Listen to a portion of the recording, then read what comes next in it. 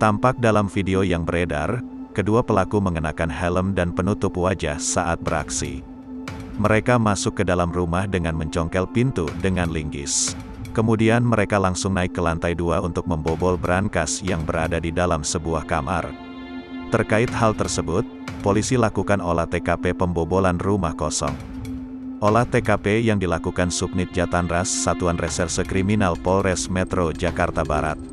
Kasat Reskrim Polres Metro Jakarta Barat, Kompol Joko Dwi mengatakan, pihaknya mencari tahu proses tersangka masuk ke dalam rumah sampai membawa kabur barang berharga milik korban NC. Olah TKP tersebut dipimpin langsung oleh Kanit Kriminal Umum AKP Dimitri Mahendra dan Kasubnit Jatanras Ibda Rizky Ali Akbar. Rizky Ali menjelaskan, pihaknya sudah mengambil CCTV yang ada di lokasi kejadian guna dilakukan analisa. Dari hasil olah TKP dan pemeriksaan CCTV, ada sekira 4 orang pelaku yang datang gunakan sepeda motor.